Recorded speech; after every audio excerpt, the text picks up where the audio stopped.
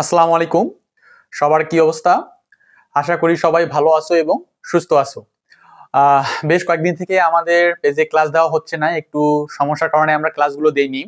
So এবার থেকে আমরা ইনশাল্লাহ রেগুলার ক্লাস দেওয়ার চেষ্টা করব। আর আজকে আমরা তৎপুরুষ সমাসের ক্লাসটা নিব। এর আগে আমরা কর্মধারয় সমাস থেকে শেষ করে আর ক্লাস দেওয়া হয়নি। সো আজ থেকে আমরা রেগুলার ক্লাস দেবো। সো তৎপুরুষ সমাস থেকে যেগুলো বাকি আছে সেই সমাসগুলো আমরা ইনশাল্লাহ শেষ করে ফেলবো। সো আজকে তৎপুরুষ সমাজটা একটু ইম্পর্টেন্ট। এই তৎপুরুষ সমাজ যদি তুমি শিখতে পারো তাহলে কিন্তু তোমার বিভক্তিটা একটু কমপ্লিট হয়ে যাবে, অর্থাৎ তৎপুরুষ সমাসের মধ্যে কিন্তু বিভক্তি ইনক্লুড। যদি তুমি তৎপুরুষ সমাজটা যদি এখন আয়ত্ত করে নিতে পারো, বিভক্তির সময় তোমার কিন্তু তেমন কোনো কষ্ট হবে না। সো ক্লাসটা একটু মনোযোগ সহকারে করবা। সো আমরা শুরু করি, ঠিক আছে?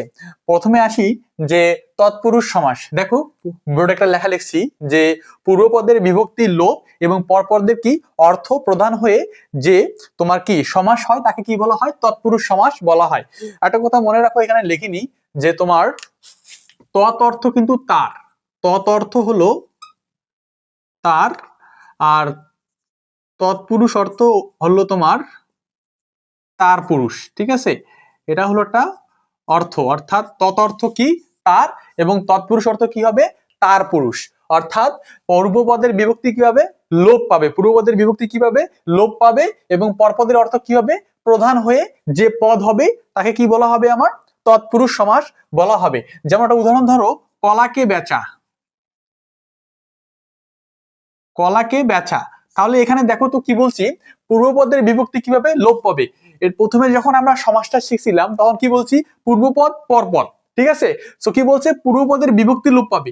কেটা কি? কেটা আমার দ্বিতীয় বিভক্তি, সো এটা আমার লোপ পাচ্ছে। তাহলে কি হবে? কলা বেচা।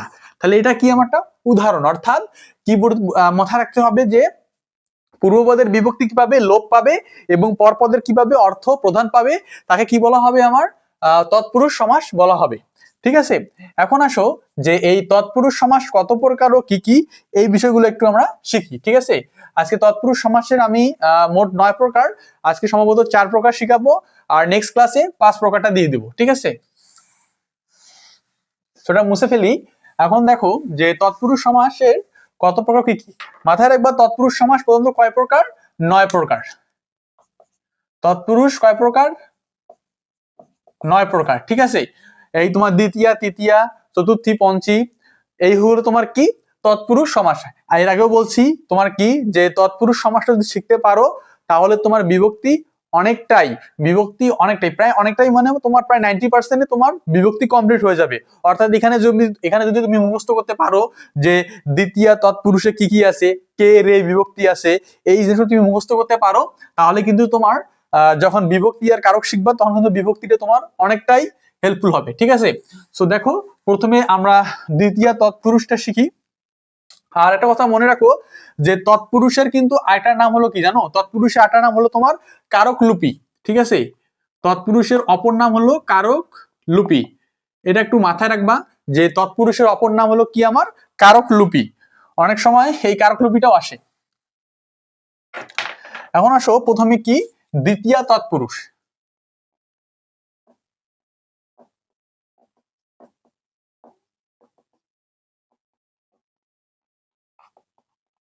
দ্বিতীয়া তৎপুরুষ, দ্বিতীয়া তৎপুরুষ।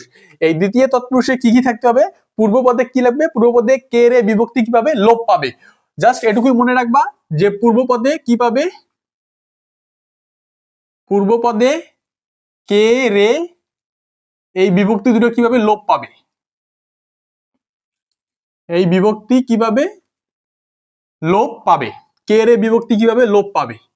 এই জিনিসটা মাথায় রাখতে পারলে তোমার আর দ্বিতীয় তৎপুরুষের কখনো কোনো সমস্যা হবে না ইনশাল্লাহ, ঠিক আছে? কি কি বললাম দেখো। পূর্বপদে কেরে বিভক্তি লোপ পাবে, সেটাই হবে আমার চোখ বন্ধ করে কি? দ্বিতীয় তৎপুরুষ। পূর্বপদে কেরে বিভক্তি লোপ পালে সেটা হবে আমাকে দ্বিতীয় তৎপুরুষ। যেমন ধরো জ্ঞানকে অর্জন, জ্ঞানকে অর্জন। তাহলে এখানে কোনটা লোপ পাবে ভাই? দেখো তো কি বলছি, পূর্বপদ। এটা আমার পূর্বপদ, তাহলে কেটা আছে, কে থাকলে কি হবে? আমার দ্বিতীয় বিভক্তি, তাহলে কি হবে? জ্ঞান অর্জন। জ্ঞান অর্জন, এটা কি হবে আমার জ্ঞান অর্জন? না, এটা হবে অনেকে কিন্তু এটা তোমার কি থাকে? এমসিকিউ তে থাকে জ্ঞান অর্জন। কিন্তু যখন আমি তোমাদের সন্ধি শিখাইছি তখন কিন্তু শিখাইছিলাম যে জ্ঞানার্জন, তখন কি হবে, এই অটা কি হবে, আ হয়ে আসবে। অটা কি হয়ে আসবে আমার, আ হয়ে আসবে, অর্থাৎ কি জ্ঞানার্জন হয়ে আসবে। এরকম নিয়ম তোমাদেরকে আমি শিখাইছিলাম, ঠিক আছে। এখন আসো যে এই দ্বিতীয় তৎপুরুষের আরেকটু কয়েকটা নিয়ম আছে, এই নিয়মগুলো একটু মাথায় রাখতে হবে তোমাদের। যেমন ধরো যে এখানে যেমন দেয়া আছে কি, কে রে বিভক্তি থাকলে কি হবে আমার, দ্বিতীয় বিভক্তি। আবার দেখো যখন পূর্বপদে, এই পূর্বপদে কি থাকবে, এই পূর্বপদে যখন দেখবা চির থাকবে, পূর্বপদে, পূর্বপদে যখন তোমার চির, চির কি হবে আমার দ্বিতীয় বিভক্তি। চির থাকলে, পূর্বপদে চির থাকলে কি হবে আমার দ্বিতীয় বিভক্তি, দ্বিতীয় বিভক্তি। যেমন চিরকাল ব্যাপিয়া সুখী, চিরকাল ব্যাপিয়া সুখী, চিরকাল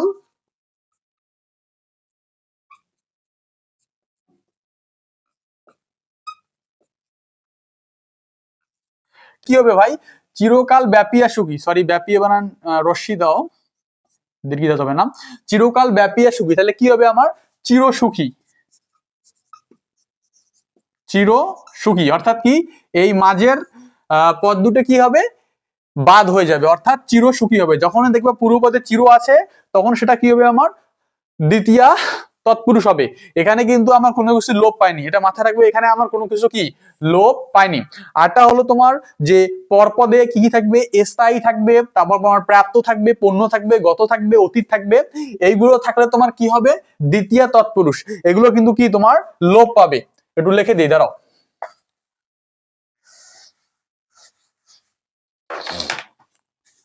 দেখো পরপদে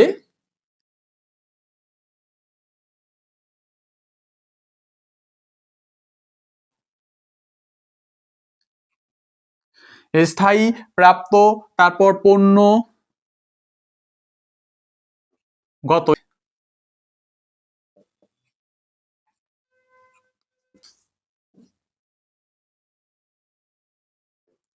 কি কি বললাম দেখো, পরপদে কি কি লিখছি দেখো, স্থায়ী লিখছি, তারপর কি লিখছি প্রাপ্ত লিখছি, তারপর কি লিখছি দেখো পণ্য লিখছি, গত লিখছি, অতীত লিখছি এবং কি আশ্রিত লিখছি। এই আশ্রিত এগুলো যদি তোমার থাকে, এগুলো কি হবে ভাই, এগুলো থাকলে তোমার কি হবে দ্বিতীয় তৎপুরুষ হবে। এগুলো থাকলে কি হবে দ্বিতীয় তৎপুরুষ হবে পরপদে, পরপদে নট পূর্বপদে, পরপদে। তাহলে দেখো একটা উদাহরণ দেখো যে দীর্ঘকাল, দীর্ঘকাল ধরে কি হবে স্থায়ী, তাহলে কি হবে ভাই দীর্ঘস্থায়ী হবে না, দীর্ঘকাল ধরে স্থায়ী, তাহলে কি হবে দীর্ঘ স্থায়ী। আবার ধরো কি দেয়া যায়, দেবকে আশ্রিত,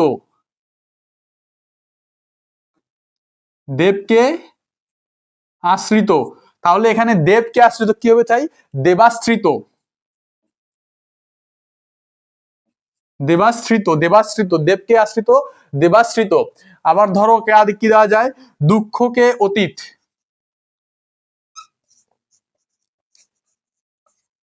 দুঃখকে অতীত, দুঃখকে অতীত, তাহলে কি হবে দুঃখাতীত, দুঃখাতীত, দুঃখকে অতীত, তাহলে কি হবে দুঃখাতীত। কি দ্বিতীয় বিভক্তি, এগুলো হলো কি আমার দ্বিতীয় বিভক্তি, ঠিক আছে। এখন আসো তোমার তৃতীয় বিভক্তিতে, এই জিনিসগুলো দিতাম না, একটু মাথায় রাখবো, বাইচান্স যদি পরীক্ষায় আসে তাহলে কিন্তু সমস্যা হইতে পারে, ঠিক আছে। এখন আসো তৃতীয় বিভক্তি,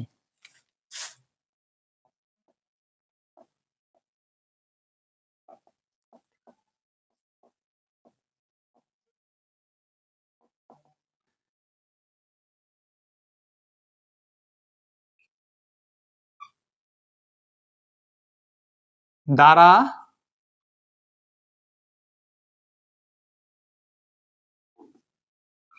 দ্বারা দিয়ে হবে না, দিয়ে কর্তৃক, দেখো দ্বারা দিয়ে কর্তৃক, এই কয়েকটা থাকলে কি হবে আমার তৃতীয় বিভক্তি, এই কয়েকটা থাকলে কি হবে আমার তৃতীয় বিভক্তি। তাহলে কি দ্বারা দিয়ে কর্তৃক, তাহলে কি হবে আমার তৃতীয় বিভক্তি। অর্থাৎ কি দেখো মধু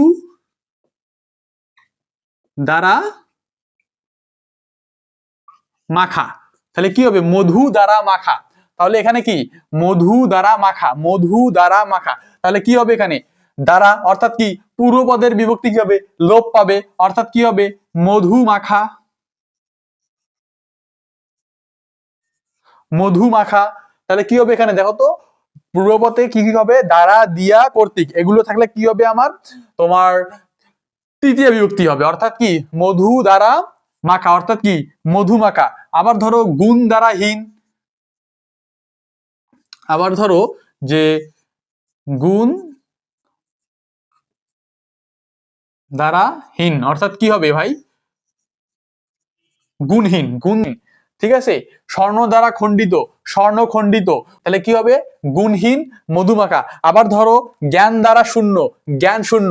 অনেক শব্দ হয় যেখানে দ্বারা দিয়ে থাকবে সেটাই হবে কি তোমার তৃতীয় বিভক্তি। ঠিক আছে, এখন আসো চতুর্থ বিভক্তি। আর তৃতীয় বিভক্তির কিছু কিছু নিয়ম আছে। এটা হলো তোমার যে হীন, শূন্য, কথা, উন, এগুলো থাকলে কিন্তু তোমার তৃতীয় বিভক্তি হবে। তো এগুলো ইম্পর্টেন্ট না, এগুলো লাগবে না, তুমি শুধু মনে রাখো যে দ্বারা, দিয়ে, কর্তৃক থাকলে কি হবে, আমার তৃতীয় বিভক্তি হবে। ঠিক আছে, এখন আসলে 3 নাম্বার, চতুর্থী তৎপুরুষ। চতুর্থী কি হবে, তৎপুরুষ। অর্থাৎ এটাকে কি বলা জানো, এটাকে বলা হয় সম্প্রদান তৎপুরুষ। এটাকে কি বলা হয়, সম্প্রদান তৎপুরুষ বা চতুর্থী তৎপুরুষ। এখানে কি কি থাকবে বলতো, পূর্বপদে কে রে,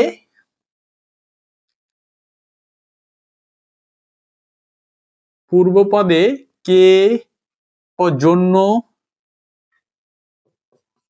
তারপর নিমিত্ত, এগুলো কি হবে, লোপ পাবে। অর্থাৎ কে রে, জন্য, নিমিত্ত, এগুলো কি পাবে, লোপ পাবে, পূর্বপদে লোপ পাবে। অর্থাৎ এগুলো কি হবে আমার চতুর্থী তৎপুরুষ। অর্থাৎ কি, কে রে জন্য নিমিত্ত, কে রে জন্য নিমিত্ত থাকলে কি হবে, এগুলো হবে কি আমার চতুর্থী তৎপুরুষ। তাহলে ধরো একটা উদাহরণ দাও, দেবকে ভক্তি,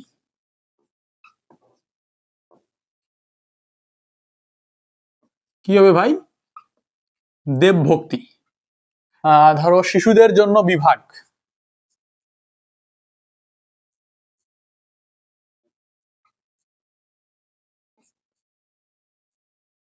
তাহলে কি হবে ভাই, শিশু বিভাগ।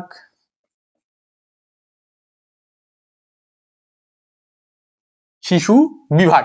তাহলে কি কি জানলাম, চতুর্থে কে রে জন্য নিমিত্ত, আর তৃতীয় তৎপুরুষে কি কি হয়েছিল ভাই, দ্বারা, দিয়ে, কর্তৃক, আর দ্বিতীয় তৎপুরুষে কি, কে রে। ঠিক আছে, চতুর্থী। এখন আসো পঞ্চমী।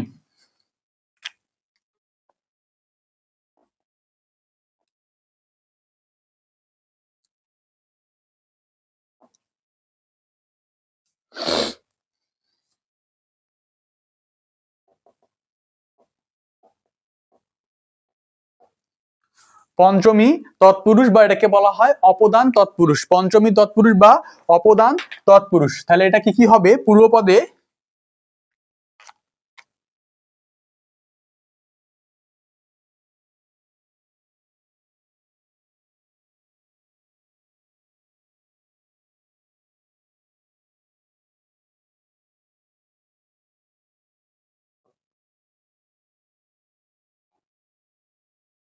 পূর্বপদে বিভক্তি হইতে, হেতে, থেকে, চেয়ে কিভাবে লোপ পাবে।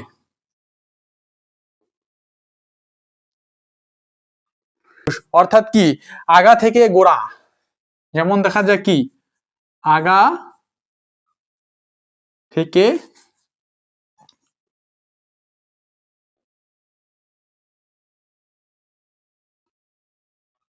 আগা থেকে গোড়া, তাহলে কি হবে ভাই, আগা গোড়া। আগা থেকে গোড়া, তাহলে কি হবে, আগা গোড়া। অর্থাৎ পূর্বপদের বিভক্তি হইতে, হতে, থেকে, চেয়ে লোপ পাবে, অর্থাৎ লোপ পাবে। অর্থাৎ কি হবে, উদাহরণ দেখো, আগা থেকে গোড়া, তাহলে কি হবে এখানে, থেকেটা কি বিভক্তি, এটা কি হবে আমার লোপ পাবে। তারপর ধরো মেঘ হতে মুক্তি,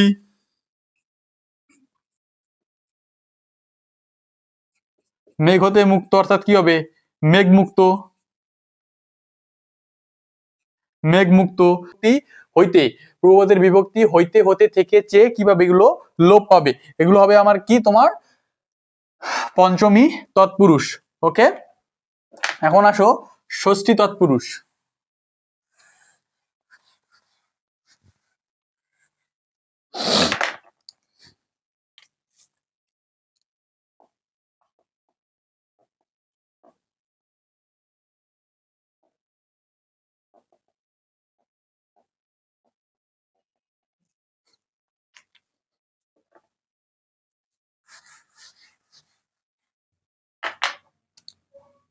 তাহলে দেখো এখানে ষষ্ঠী তৎপুরুষ কি বলছি, পূর্বপদের বিভক্তি কি হবে, এর র আর এর বিভক্তি কি হবে, লোপ পাবে। অর্থাৎ কি, পূর্বপদে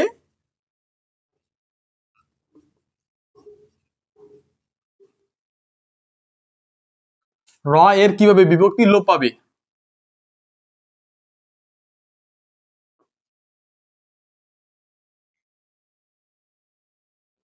তাহলে দেখো পূর্বপদের র এর বিভক্তি কিভাবে লোপ পাবে, সেগুলো হবে কি আমার ষষ্ঠী বিভক্তি। অর্থাৎ ধরো চায়ের বাগান,